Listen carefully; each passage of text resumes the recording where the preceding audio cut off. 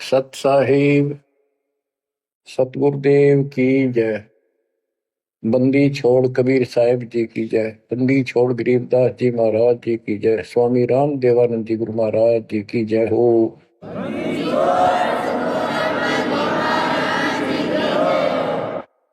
सर्व संतों की जय, सर्व भक्तों की जय, धर्मी पुरुषों की जय।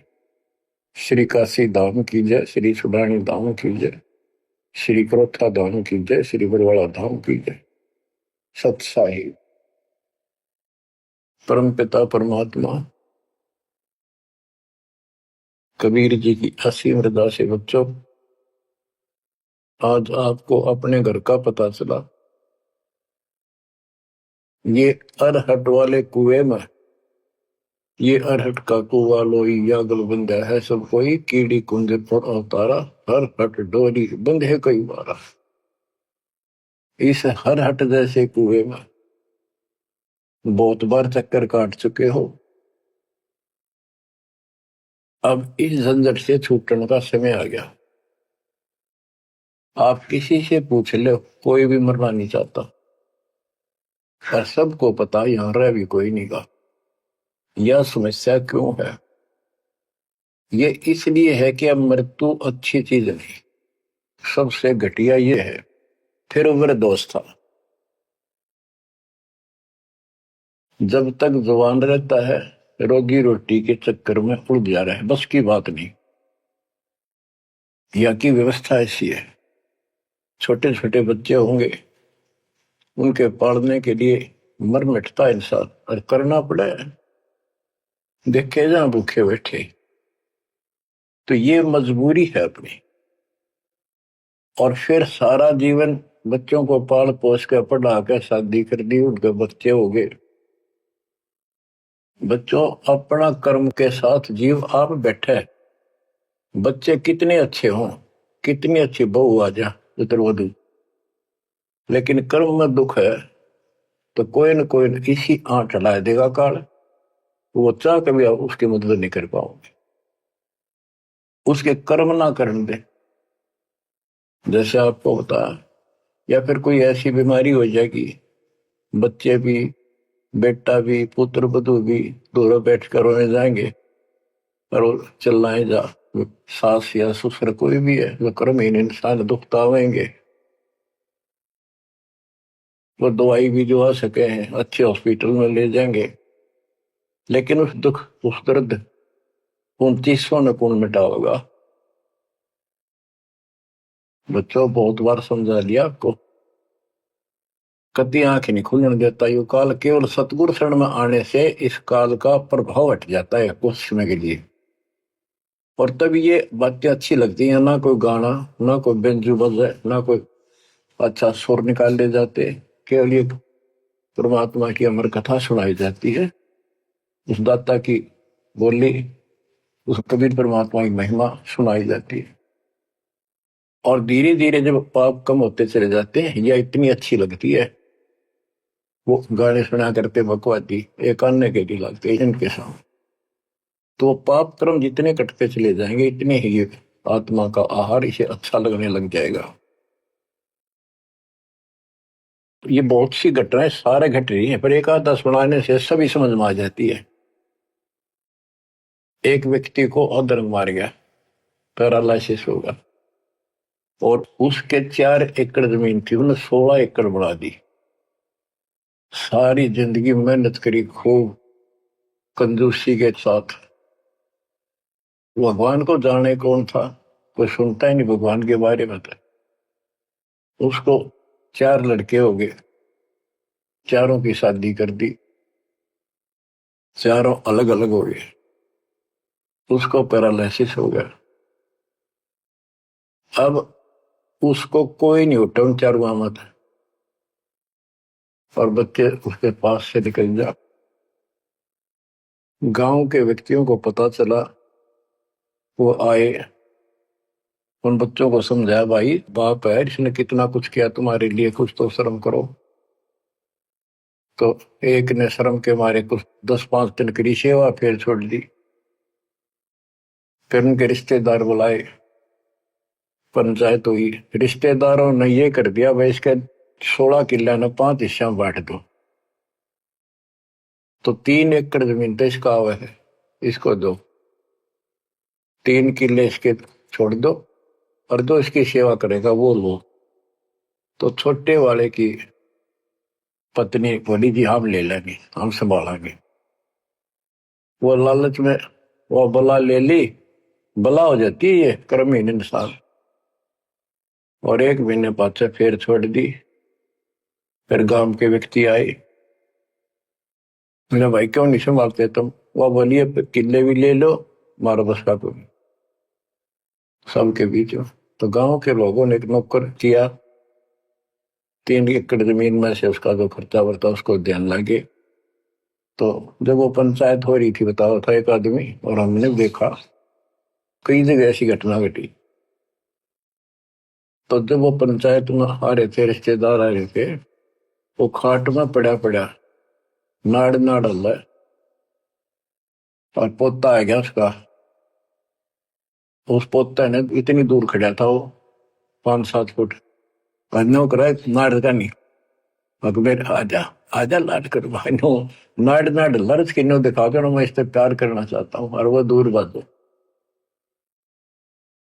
तो वहां बैठे उपस्थित व्यक्ति बोले इन बेटा ने तक कर दी इतनी छोटी मालस, इन पोते ही कसर रह रही है, ये करेंगे। तो यहाँ अध्यात्म ज्ञान आता है। जो काम करने का था कर्म ने वो तो करया कोई नहीं, जिसका दुख भी टला हो, बेटा बेटी पुत्र वो दूर सब अच्छा लगा हो।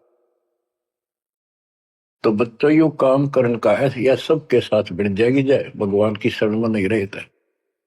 3 बातों को देखकर दास को और अधिक दृढ़ता लगी, भगवान के प्रति तड़पने लग गया कि सचमुच तो पहले देखा है सब बताओ, और भी सामान्य बातें देखी ना, बीमार हो तो भी माता पिता बैठे बैठे देखे जा, और वस्तु के लिए पुकारे जा, कोई सुनने तैयार नहीं था।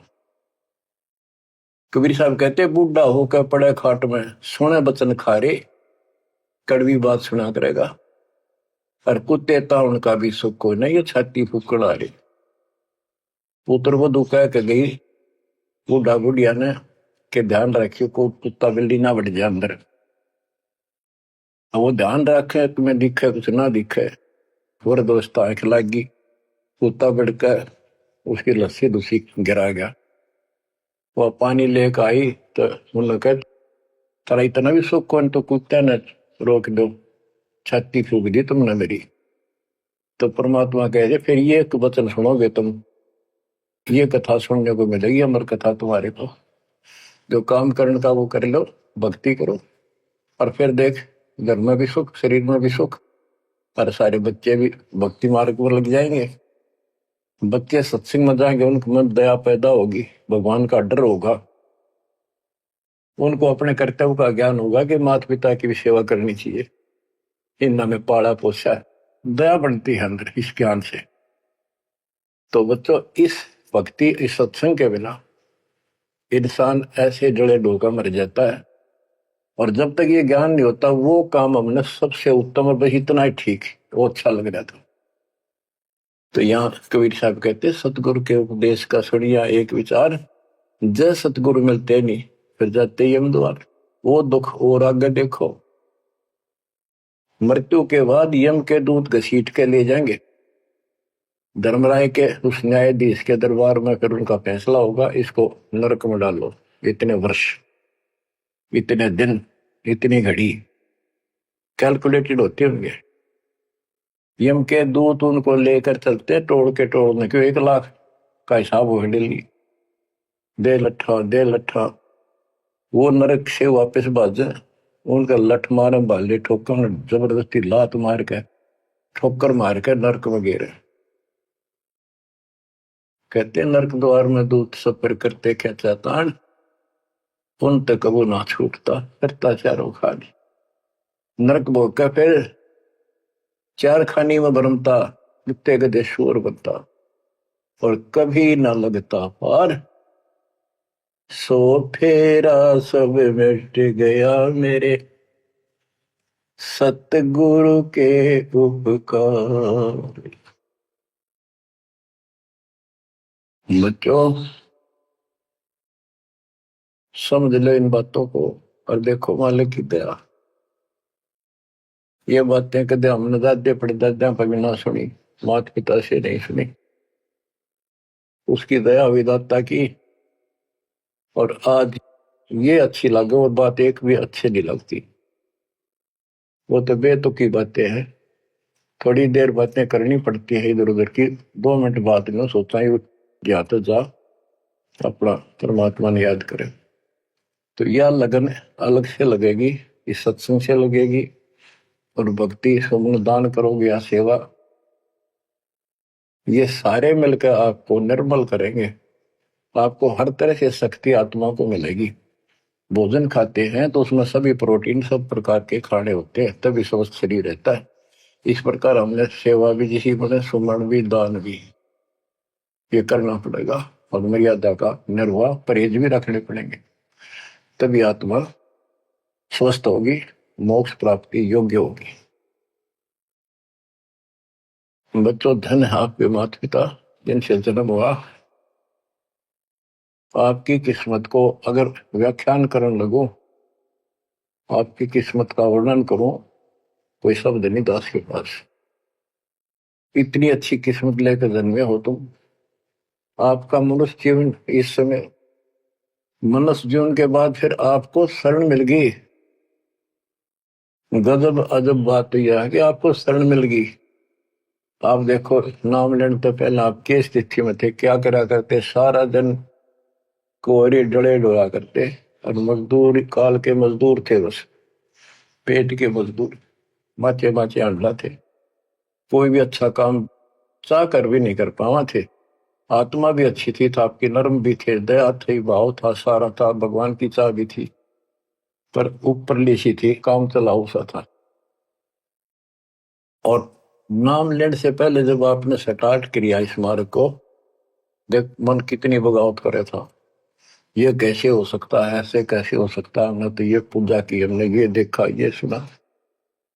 तो काल ने परमात्मा से पहले कहा था कि तुम्हारा जो हंस जाओगा ज्ञान बताने के लिए, उससे पहले कहते देवी देव धाम तो दुआओ, तीर्थ व्रत और ये झूठे जब तब मन लाओ। इस तरह की सारी शास्त्र साधना से इनको इतना मूर्ख बना दूंगा कि कोई भी उसके ज्ञान को सुनेगा नहीं। जाओ योग जीत संसारा, जीव न माने कहा तुम्हारा, जीव तुम्हारा कहा न माने, हमारी ओर हो बात बखाने। हमारी ओर होकर बात विवाद करेंगे तुम्हारे साथ। बच्चों इन बातों को याद रखो। इस जीवन की सफलता है कि मैं परमात्मा प्राप्ति हो। आप इसके निकट आ चुके हो। आपने जो भक्ति स्टार्ट करी, आपकी यही दशा थी। कति मन मान कर राजी नहीं था। और दाता देखो अपने बच्चों को कैसे कैसे कैसे कोई न कोई भेज के अपना बहन भाई रह रह कर कथा सुनाई। कभी अच्छी लगी, कभी ना लगी, धीरे धीरे पाप कटते गए, सुनते चले गए। कहते सो सब सिदर मैं करूं अपने जन के काज, हरने से पूजो मार दो नरसिंह दर के साज। इब्राहिम सुल्तान के साथ कितने खाड़े कर दिए, कितना पीछे पड़ गया जाता अपने बच्चे को नरक से निकालने के लिए। यही दशा अपनी थी। उस दाता ने कोई न कोई कारण बना के अपने को राह दिखाया है। हरे बच्चों समझो इस मार्ग को, क्योंकि ये कथा जो सारी सुनाई जाती है, ये आत्मा को सहारा देती है। ये आत्मा बहुत सतर्क हो जाती है, इन पर सब पर विचार करती है, तब इस मन को साइड कर देती है कि बस बहुत हो लिया। आप देखो क्या हाल है, कल ना पशु बन जाओगे और पहले बेरानी कितनी बार बन लिए। तो परमात्मा आपको बहुत लंबे समय से तैयार करते करते करते करते आ रहे और आप भी लगे रहे। जैसे भी जितना दाव लगा जिस जन्म में आप कर गए, फिर काल का प्रभाव ज्यादा था, नहीं पार बसाई छूट गया मार्ग। जो गुरुद्रोही हो जाते हैं ना, वो सदा के लिए खत्म हो जाते हैं। वो तो अरबों खरबों वर्षों तक धक्के खाओगे। आप विमुख होते रहे, जैसे राबिया विमुख हुई। स्टार्ट वहां से नहीं था उसका, बहुत पीछे से था, लेकिन भक्ति की चाह बनी रही बनी रही, दाता फिर मिलते रही। परमात्मा कबीर साहब कहते हैं, मेल अठेला जाइयो, तीर्थ धाम पर भटकियो, मेले बड़ा मिलाप, पत्थर पानी पूजते हैं, कोई साधु संत मिल जाओ। जब तक भगवान नहीं मिला तब तक ये आस्था भी बनी रहनी चाहिए। इसलिए परमात्मा कुछ लोगों को दूंगा, संस्कार तो निकाह होता है, कोई मत्था टेक के कितने जाके, और कुदरती वो संस्कार आ जाता, उसकी आस्था बनी रहती है वहां पर, तो भगवान में चाह बनी रही। कई नरसिंह बन के इसने आना पड़ा, निकाल ने तो मस्टरवा दिया था, प्रहलाद भगत की आस्था खत्म हो जाती, दाता रक्षा नहीं करते, सारे समाज में आस्था खत्म हो जाती मनुष्य जीवन में, कि भगवान है ही नहीं करे। और ईशा दिखा दिया, भगवान आज तक याद है, भगवान है। इसलिए हमारी चाह बढ़ी रही परमात्मा के प्रति। तो बच्चों, परमात्मा की असीम रजा आपके ऊपर। परमात्मा 600 साल पहले हमें राह दिखाने लगे थे, और उसी समय से आज तक बीच में अपने संत गरीबदास जी को बीच में मिले, इस भक्ति को फिर से जीवित करके, इस अध्यात्म ज्ञान को फिर से कति खम्भ रूप गे, इनके माध्यम ये यथार्थ ज्ञान देख।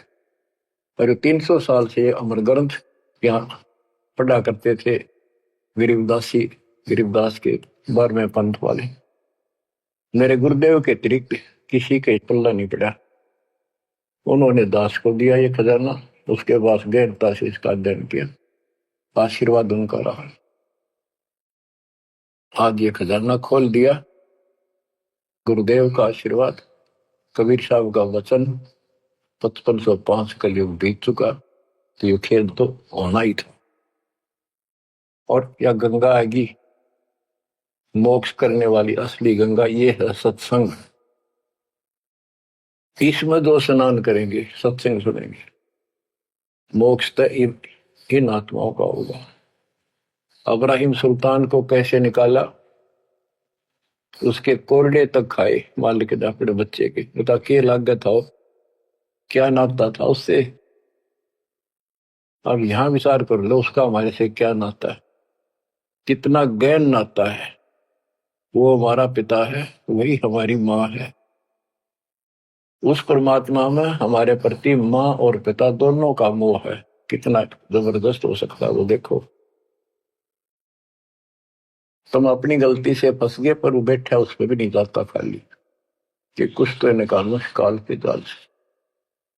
आप आंख खोलो, इस मार्ग को दृढ़ता से ग्रहण करो, बच्चों वाली बातें छोड़ दो। सारा संसार एक तरफ हो जाए, आपने एक तरफ होना पड़ेगा।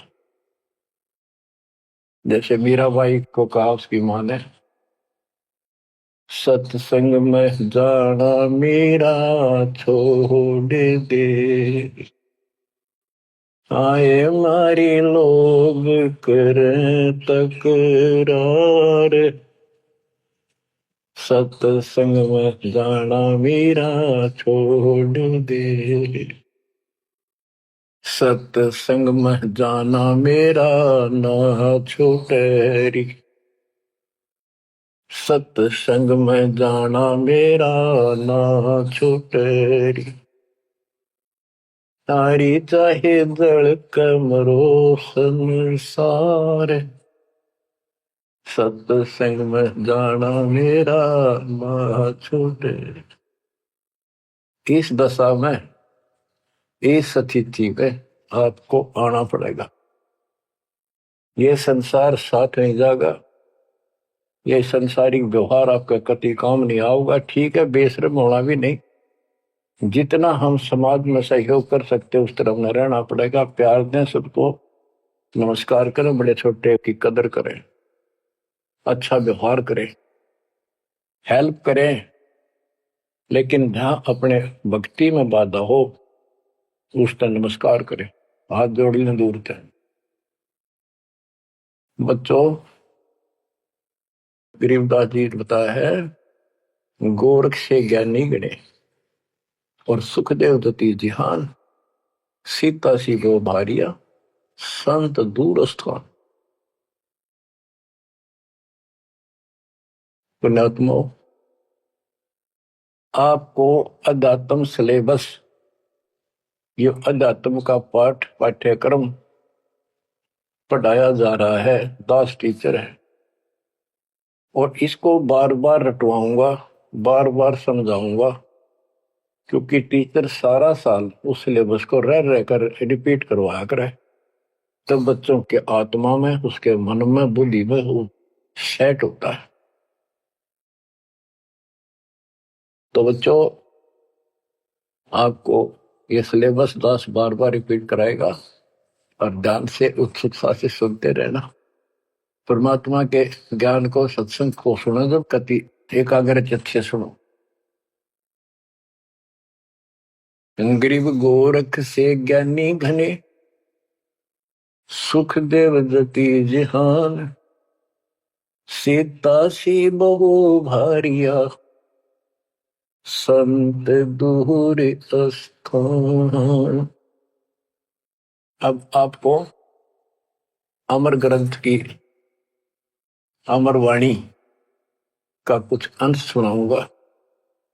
जैसे दास की बुद्धि काम करेगी, इसको सरल भी बनाऊंगा। गरीब यज्ञ रची जब पांडो राजा, नो ना तो नहीं ना दुबाजा, 84 सिद्ध रिद्ध सब मोहे, पूर्ण ब्रह्म ध्यान नहीं जो है। अब क्या बताना चाहते हैं संत गरीबदास जी, कि जब पांडवों ने अश्वमेघ यज्ञ रची तो उसमें 33 करोड़ देवता, 88,000 ऋषि, ब्रह्मा विष्णु महेश तक उपस्थित थे, 12 करोड़ ब्राह्मण, और ये गिरिपुरी, इनका गिनती नहीं, 56 करोड़ जहां थे या दो, शंख पचायन नहीं बाजा ना दो। तो कहने का भाव ये है कि गोरख से ज्ञानी गणे, सुखदेव जति जिहान, प्रसंग ये है। और सीता सी बहु बारिया संत दूर स्थान। पांडवों ने अश्वमेघ यज्ञ क्यों की थी? श्री कृष्ण जी जो उनके गुरु थे, त्रिलोकीनाथ विष्णु अवतार, उन्होंने बताया था कि तुमने, क्योंकि युधिष्ठिर जी को भयंकर स्वप्न आने लगे, बेचैनी होगी, भूख गई, रात की नींद गई, वैद्यों से इलाज करा लिया, कोई आराम नहीं हुआ। श्री कृष्ण जी के गुरु थे, उनसे समाधान जाना और कारण पूछा कि हुआ क्यों। तब श्री कृष्ण जी कहते, तुमने जो बंदूक घात किए हैं, युद्ध में, महाभारत में आदमी मारे और अपने प्रियजन मारे, रिश्तेदार मारे, ये पाप वो हानि कर रहा है, वो सेध रहा है। समाधान ये है कि अश्वमेघ यज्ञ करो और पूरी पृथ्वी पर न्योता दे दो, कोई आओ, धर्म यज्ञ करो एक, और धर्म यज्ञ सफल होगी तो तुम्हारा यह दुख दूर होगा, अन्यथा नहीं होगा। और यज्ञ संपूर्ण होने की, सफल होने का चिन्ह बना दिया, बता दिया निशानी, कि एक शंख 5 मुंह का, पंचानन शंख, उसको पंचजन्य भी बोल देते हैं। पंचायन, आनंद माने मुख होते हैं, पंचानन 5 मुख का शंख एक अलग स्थान पर रखा जाएगा। वो कोई बजाएगा नहीं, आप पर बाजेगा। वो बाजेगा तब जब कोई पूर्ण संत, अच्छी करने वाला उसमें भोजन खा लेगा। तो 33 करोड़ देवता बुला लिए, 88,000 ऋषि आगे, 12 करोड़ ब्राह्मण आगे, तो किसी से भी शंख नहीं बजा। न्योता देने के लिए चारों पांडवों की चारों दिशा में ड्यूटी लाई थी युधिष्ठिर ने, छोड़ दिया कि भी न्योता दे का निमंत्रण दो। भीम का निमंत्रण देने की जो दिशा थी, ड्यूटी थी जिस साइड में, उसमें सुदर्शन नाम के एक सुपच, जिसे आजकल शेड्यूल कास्ट कहते हैं, उसमें सुपच कहते थे, और वाल्मीकि जाति में थे वो। भीम वहां गया। भीम ने उनको निमंत्रण दिया कि भगत जी हमारे वहां आइयो, और मैं युधिष्ठिर राजा का भाई भीम हूं, और ऐसे ऐसे हमने एक अश्वमेध यज्ञ रची है, आप आमंत्रित हैं। तब सुदर्शन जी ने कहा, सुपच ने, कि भीम तुमने तो इतना पाप कर रखा, कसाई भी फीका पड़ जाए। तुमने ऐसा जुल्म कर दिया। वो बहन आज तक रो रही है, जो विधवा होगी सैनिकों की, उनके बच्चे टक्कर मार रहे हैं, माँ से पूछ रहे हैं पिताजी कब आएंगे छुट्टी। उनकी माँ एकांत में ज्यादा रो रही है, तुम बैठ के ठाठ कर रहे हो और तुम मौज कर रहे हो, तुम तो नरक में डाले जाओगे। मुझे बुलाना है, जो अश्वमेघ तुम करने जा रहे हो, ऐसी अश्वमेघ 100 का फल मुझे संकल्प करो, 100, तब मैं तुम्हारे जाके रोटी खाऊं, मैं कौन पड़े से नरक में। अब अहंकार था भीम को कि हमारी यज्ञ तो सफल होनी है, क्योंकि श्री कृष्ण जी रहे साथ। तो उस भगत को कहा कि तेने आना होता जी, निफालतू ना बोले, कि तेरे बिना वह काम अड़ा है, हमारे कोई आंट नहीं लगती। तो सुदर्शन जी चुप हो गए, सकट और सवाल को उल्ट जवाब ना दे। जब उनका कति संपूर्ण नहीं हुआ, वो काम नहीं बना, 33 करोड़ या दो सारे आ लिए, सबने भोजन खा लिया, शंख नहीं बजा। जब एक दूसरे के मुंह को देखा, वो उपस्थित ऋषि संत देवता ये बतला रहे हैं कि इनके पाप गणे कर लिए इनने। शंख बजेगा कहां से, अपने ऊपर ना लेते। अब जैसे ये माया के अंग का प्रसंग है, वाणी वो चल रही है कि इस देवी ने, इस माया ने काल के दबाव में यह सबको भ्रमित कर रखा है, सत साधना करने नहीं देती, शास्त्र साधना में डरे डुबावे। कर तो काट रहा है, लेकिन यह उसके दबाव में आ गई, या क्या करे, फंस गई, इसके साथ आकर निकम्मे गए। तो बच्चों, तब युधिष्ठिर बोला, महाराज हमारे पाप गणे हैं भगवान, ये तो कभी नहीं बात जाए। तो मन पता है क्या हाल हो रहा है, वो मेरे स्वप्न में भी दिखाई देते, वो बच्चे रोते हुए, उनकी विधवा रोती हुई टक्कर मार रही है। कृष्ण जी बोला, भाई इस शंख न बजाने वाला आया को नहीं। भीम को बुलाया कि बताओ इस साइड में किसकी ड्यूटी थी निमंत्रण देने की, कि भीम की थी। भीम से पूछा कि तुम ऐसे ऐसे एक सुदर्शन नाम का संत है, उसको न्योता नहीं दिया। वो बोला, जी निमंत्रण दिया था, पर वो तो कुबोल आदमी है, ये बातें बोली है कि तुम पापी हो, अपराधी हो, वो तो गलत बोला। कृष्ण जी बोले, आपने क्या कहा। भीम बोला, मैंने कह दिया तो नाना होता जी, आपने ना तो मत आइए। श्री कृष्ण जी बोले, सारा काम खराब कर दिया, साधु संतों से ऐसे नहीं बोलना चाहिए, वो जो कहते हैं उसमें कोई दम होगा बात में। तुम तो सारा काम बिगाड़ दिया, अब बता क्या करेगा। इतना पैसा लग गया, बात वही की वही, ओडे मुंह हो गया भीम का, कह तो माँ चिरा था, तक के दिफावा था। श्री कृष्ण जी बोले, बैठ साले, रथ तैयार करो। उस दौरान जब यह घटना घटी, उसमें परमात्मा करुणा में नाम से प्रकट थे कबीर साहब, और सुदर्शन उस करुणा में परमात्मा के बच्चे थे, शिष्य थे। सुदर्शन जी ने अपने गुरुदेव को जाके बताया कि महाराज ऐसे ऐसे वो भीम आया था, और मैंने उसको बोल दिया भाई ऐसे ऐसे कर।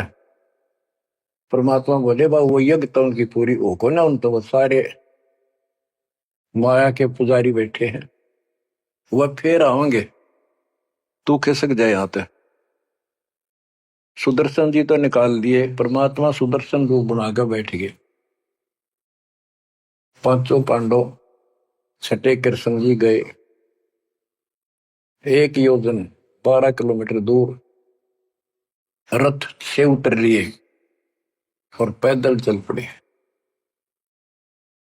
जाके श्री कृष्ण जी ने दंडवत प्रणाम किया तो पांडव तापा मरे पड़े थे, पांचवा ने उन्होंने किया। तब सुदर्शन जी बोले, एक सुदर्शन जी कहूंगा मैं, क्योंकि ये फिल्म है, फिल्म में जो रोल जो करता है वही बोला जाता है। सुदर्शन जी ने कहा, आओ त्रिलोकीनाथ, कैसे आना हो गया। श्री कृष्ण जी बोले, हे सृजनहार, हे सारी सृष्टि के रचनहार, आप जानी जान हो, ये पांडव है और ऐसे ऐसे अश्वमेघ यज्ञ की है, वो आपके बिना संपूर्ण नहीं हो सकती। आप दया करो और भीम की गलती को माफ करो। सुदर्शन जी बोले, भाई मैंने जो शर्त रखी थी वह पूरी कर दो। भीम ने पूछ लो क्या शर्त थी मेरी, वो जी पता है हमारे को। तो श्री कृष्ण जी ने कहा कि संत मरण को ऊंचा लियो, तज माया अभिमान, जो जो कदम आगे रखे, सो सो यज्ञ समान। ये देख लो, किसी में इतना भी अहंकार नहीं है। आज ये कति टूटे पड़े हैं, सारा खर्च हो लिया पैसा, बात वहीं खड़ी है। और वहां से लेकर यहां तक हम आए हैं, जितने हमारे कदम बढ़ते हैं वो सौ यज्ञ समान, वो एक कदम एक यज्ञ के समान है। अपनी सो रख लो, बाकी हमारी जोड़ी में डाल दो, हमारा भी कल्याण हो। यानी आदिन्नी का भाव संत के सामने होना चाहिए। संत के साथ भगवान होता है, भगवान को अहंकार कभी पसंद नहीं। तब साधु भूखा भाव का, धन का भूखा ना, ना किसी में मां का भूखा। उससे पहले जब पहली बार यू भीम गया था तो निमंत्रण देने, एक तालाब में नहा आया था और उसमें खूब गोते मर मर नहाया, पैर भी नहीं टिके थे। सुदर्शन जी बोले कि भीम, यह मेरी माला तार के दिए खुट्टी पर था। भीम चला, खुट्टी पर हुआ माला सुमरनी तारम लग गया। उस पर उतरी नहीं, टस से मस नहीं हुई, पसीने आ गए। जब सुदर्शन जी बोले, भीम उधर बड़ी डींग मारा था कि युद्ध नहीं जीता जाता, एक का मारू था 10 मरे थे। अरे माला ना उठी तेरे थे, छोड़ के आ गया, दूर खड़ा हो गया। और कोई दिखाना भी जरूरी था कि कुछ है इसके पल्ले, ना तो उनके मन में फिर दूसरा देता। ऐसे हाथ किया परमात्मा ने, वाला अपने आप उठ के उनके हाथ में आ गई। धर्मदास या घना अंधेरा, बिन परचा जीव जम का चेहरा। अगर थोड़ा बहुत ना दिखाऊं अपनी शक्ति तो काल का बंधेरे मेरी तरफ आवे को नहीं। उस दिन तो बड़ी बात बोल रहा था भीम, और सुन ले, तेरे जैसे पहलवान बहुत होगा जाएंगे। जिसमें तू उस दिन स्नान करके आया था ना, वह खोपड़ी थी उस कुंभकर्ण की। खोपड़ी, ये सर का ऊपर ऊपर का कटोरा, जिसमें तेरे पाँव भी न टेके, ऐसे ऐसे होकर जानिए बकवादी। भक्ति बिना बात नहीं बने बच्चों। तो जब परमात्मा यानी सुदर्शन जी रथ में बैठकर उनके साथ वहां पहुंचे, द्रौपदी ने देखा कि कौन सा है संत, पता चला यू केला यू होगा। तो तभी उसके मत्था ठन गया कि इससे क्या होता, ये इतने ऋषि बैठे तपस्वी फलाना। फिर श्री कृष्ण जी ने कहा, द्रौपदी बढ़िया भोजन तैयार कर, संत खाना खाओगा तारा काम बनेगा। तो द्रौपदी ने सोचा बढ़िया भोजन बनाऊं, कई प्रकार के पकवान बनाकर थाली में नारी नारी कटोरिया में रख कर दिए। और सुदर्शन जी जो है वह 5 ग्रास खाते थे। वो अपने मनमुखी होते, पर रोल उसी का करना था परमात्मा। ये कुछ भी करते रहो, भक्ति ठीक करो बस। तो उन सब में से थोड़ा थोड़ा मिला के इकट्ठा कर लिया, खिचड़ी ही बना ली, कति रला दिए कि सारे पकवान वहां मिल जाए और सबका भोग लग जाए।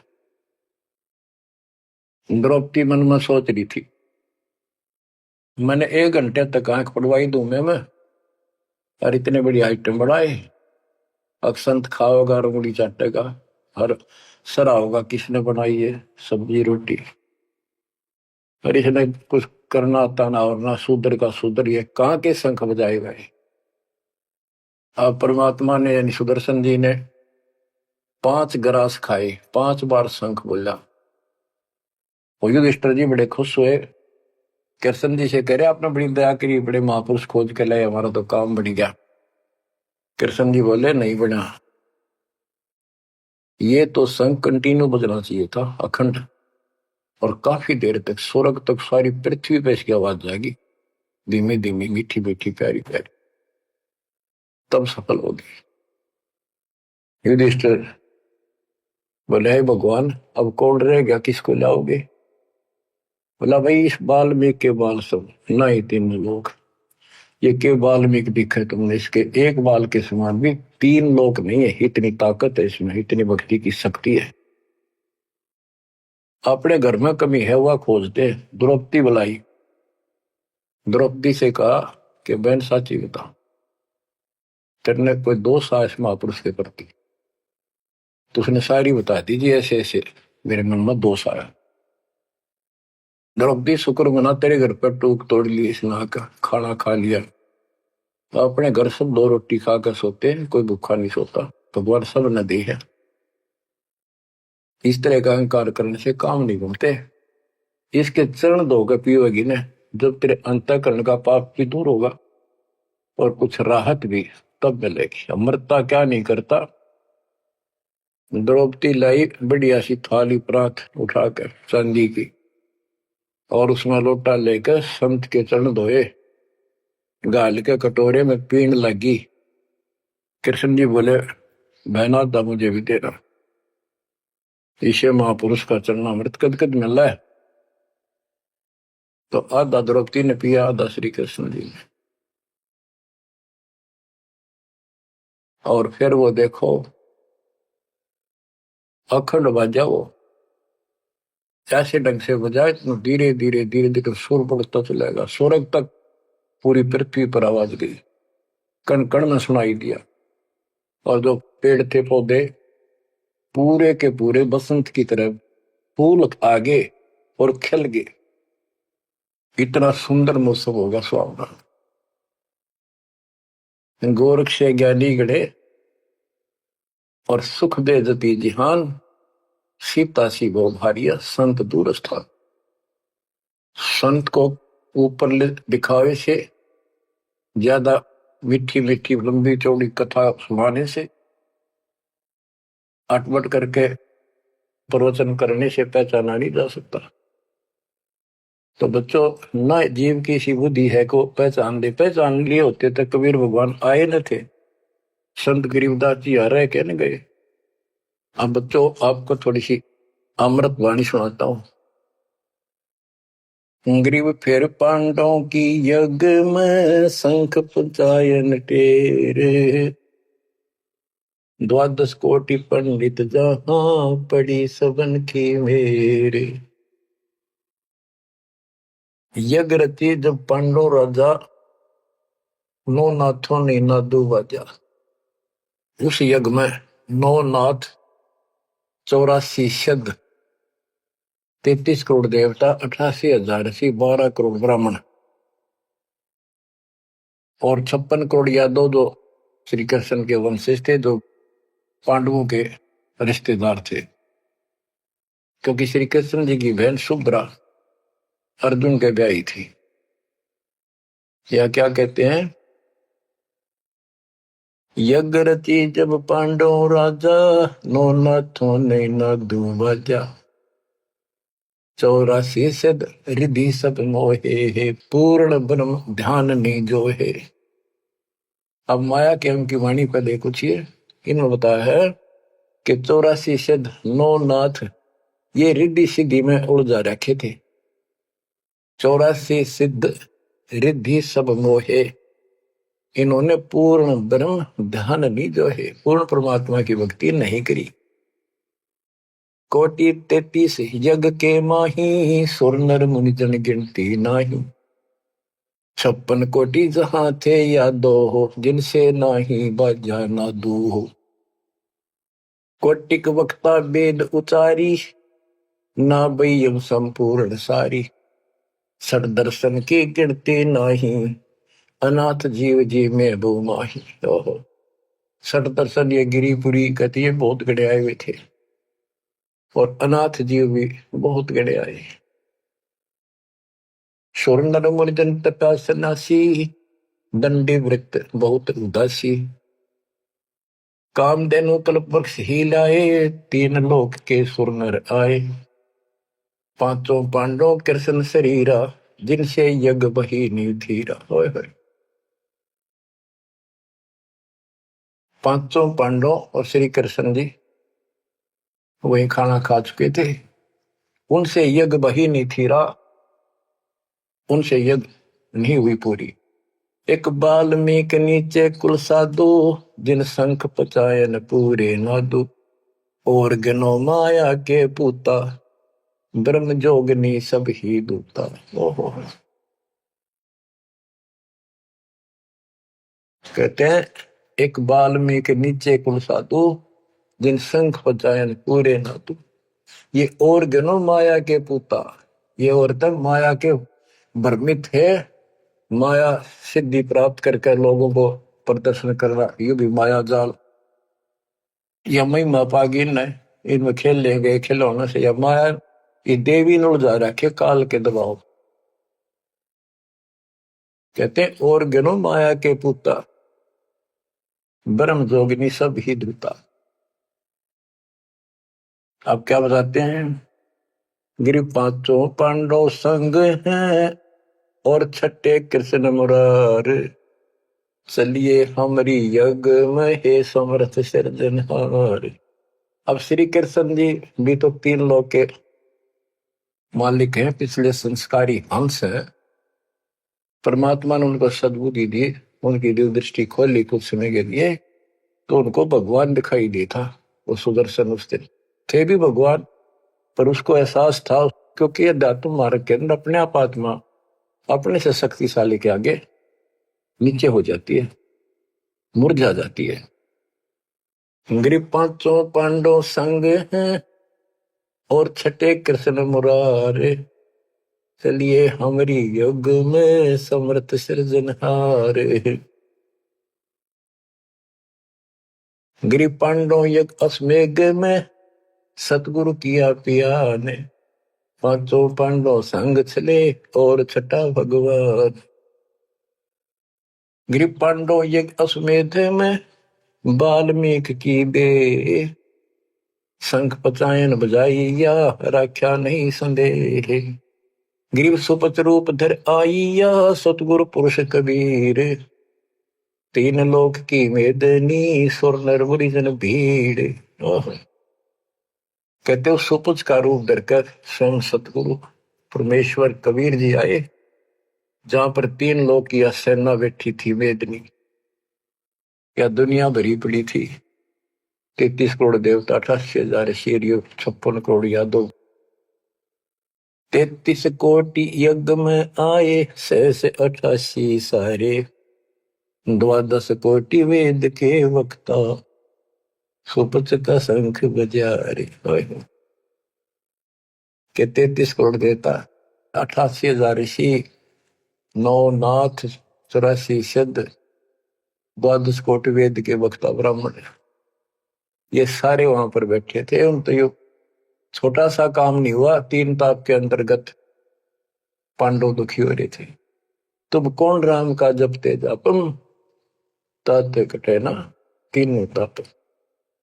तो बच्चों, परमात्मा की आपके ऊपर असीम रजा है, आपको पूर्ण परमात्मा की भक्ति मिली, पूरा सतगुरु मिला, आपको मोक्ष दे दाता सच्चाई।